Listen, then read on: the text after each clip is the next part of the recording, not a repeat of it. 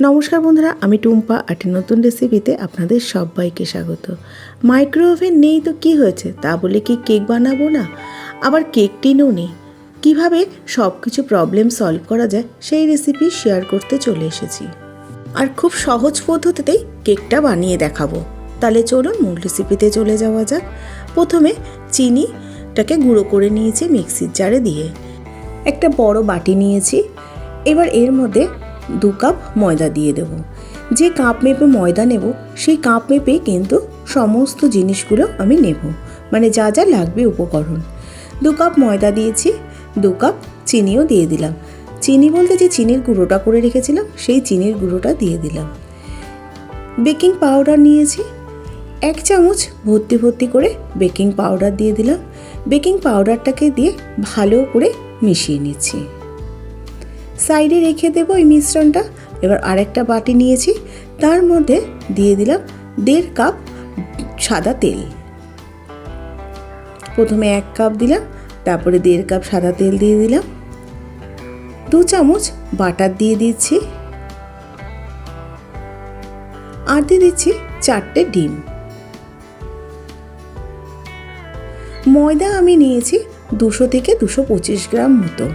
সেই ময়দার মাপ করে আমি এখানে 4টে ডিম ব্যবহার করলাম। ভালো করে হ্যান্ড ব্লেন্ডার দিয়ে ব্লেন্ড করে নিচ্ছি। যদি হ্যান্ড ব্লেন্ডার না থাকে তাহলে চামচ দিয়ে ভালো করে ফেটিয়ে নিতে হবে। এবার দিয়ে দিলাম 1 চামচ ভ্যানিলা এসেন্স। ভ্যানিলা এসেন্সটাকে দিয়ে ভালো করে মিশিয়ে নিয়ে সাইডে রেখে দিলাম। এবারে নিলাম একটা কমলা লেবু। কমলা লেবুটা রস করে নিয়েছি, রস করে সাইডে রেখে দিলাম। ময়দা 1 চামচ ময়দার মধ্যে বেশ কিছুটা টুটি ফুটি দিয়ে দিলাম, আর দিয়ে দিচ্ছি কিশমিশ আর কাজু বাদাম। সমস্ত শুকনো উপকরণকে ভালো করে মিশিয়ে রেখে দেব সাইডে, পরে কেকের মধ্যে আমি ব্যবহার করব। এবার যে ময়দার মিশ্রণটা রেখেছিলাম তার মধ্যে বাটার ডিম যে মিশ্রণটা তৈরি করলাম সেটা দিয়ে দিলাম। ভালো করে মিশিয়ে নেওয়ার পরে তারপর লেবুর রস পুরোটা কিন্তু দিলাম না, অর্ধেকটা লেবুর রস ব্যবহার করেছি। লেবুর রসটা দিয়ে চামচ দিয়ে একটু মিশিয়ে নিয়ে তারপরে আবার হ্যান্ড ব্লেন্ডার দিয়ে ভালো করে ব্লেন্ড করে নিচ্ছি। যত ভালো করে ব্লেন্ড করা হবে কেক কিন্তু তত ভালো হবে। আর যদি ব্লেন্ডার না থাকে আবারও বলছি চামচ দিয়ে ভালো করে ফেটিয়ে নিতে হবে।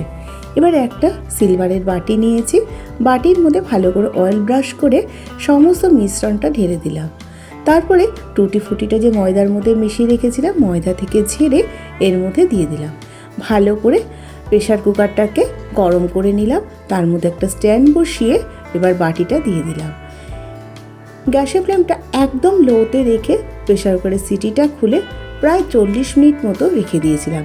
40 মিনিট পর আমি দেখাচ্ছি, দেখুন আরেকটু কেকটা হবে, একটু একটু ছুরিতে লেগে যাচ্ছে। আবারও 15 মিনিটের জন্য ঢাকা দিয়ে রেখে দিলাম। 15 মিনিট পর ঢাকাটা খুলে নিলাম, আবার ছুরি দিয়ে দেখাচ্ছি, দেখুন একটু লেগে নেই, তার মানে কেকটা হয়ে গেছে। এবার প্রেশার কুকার ঢাকনা আটকে গ্যাসের ফ্লেমটা বন্ধ করে 15 মিনিটের জন্য রেখে দিয়েছিলাম ঠান্ডা হওয়ার জন্য। এবারে আমি বাটিটাকে উল্টে দিলাম, ওপরে একটু ট্যাপ করে প্লেটের মধ্যে কেকটাকে ঢেলে নিলাম। দেখুন কেকটা কিন্তু পুরো গোটাটাই উঠে এসেছে, একটুও কিন্তু ভাঙেনি। এবার ছুরি দিয়ে আমি কেটে দেখাচ্ছি, দেখুন কতটা স্পঞ্জ হয়েছে। আর বেশ কিন্তু কেকের মধ্যে ছিদ্র ছিদ্র ব্যাপারটাও হয়েছে, দেখুন কতটা স্পঞ্জি কেকটা হয়েছে। একবার এইভাবে কেক বানানোর অনুরোধ রইল। খেতে কিন্তু দুর্দান্ত লাগে, কাউকে বলে না দিলে কেউ বুঝতেই পারবে না কেকটা কিভাবে বানানো হয়েছে। তাহলে আজকে এই পর্যন্ত, আবার হাজির হয়ে যাব নতুন কোনো রেসিপির সাথে। ভালো থাকবেন, সুস্থ থাকবেন, ধন্যবাদ।